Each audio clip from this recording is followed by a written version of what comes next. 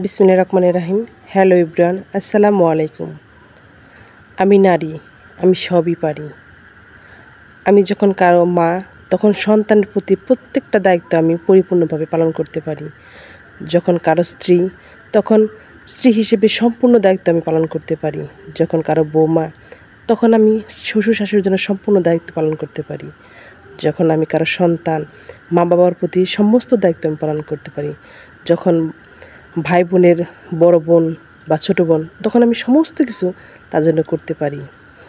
আমি শিখেছি কিভাবে ত্যাগ করতে হয়, আমি শিখেছি কিভাবে গ্রহণ করতে হয়, আমি শিখেছি কিভাবে নিজেকে প্রজ্বলিত করতে হয়। আমি সব কিছু এই প্রকৃতির মাধ্যমে শিখেছি। প্রকৃতি নিজের সমস্ত কিছু উৎসর্গ করে, প্রকৃতি সবার জন্য করে যায়, তার নিজের জন্য কিছুই রাখে না।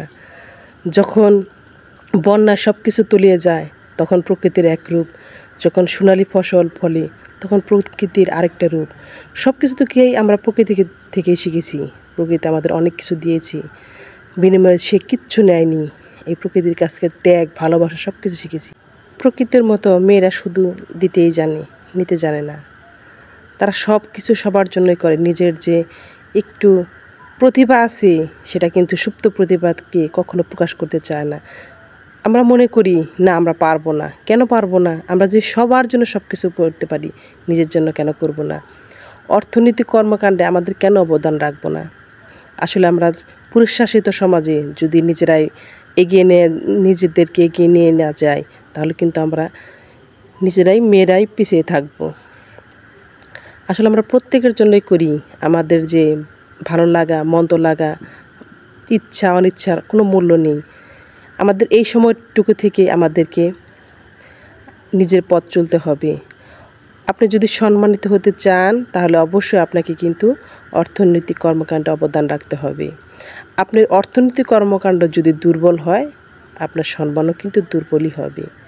সেজন্য প্রত্যেকটা মেয়েরই তার নিজের ইচ্ছা, আমরা ভাবি যে এই কাজটা আমাকে দ্বারা হবে না। কেন হবে না? আমি যদি সবই পারি, এটাও আমি পারবো। নিজের অবদান রাখতে পারবো। সমাজের কোনো মানুষের একটু যদি উপকার করতে পারি, সেটাই কিন্তু অনেক উপকার। আমি নিজের কাছে সলিড, তাহলে আমি সবার কাছেই সলিড। আমি কিন্তু কয়েক বছর যাবৎ এই হোমিওপ্যাথিক ডাক্তারি শিখেছি। আমি একজন হোমিওপ্যাথি ডাক্তার, মেম্বার ছিলাম। মেম্বারের পরে যখন লেখাপড়া করেছি, এই কোর্সটাও 5 বছরের কোর্সটাও কমপ্লিট করেছি।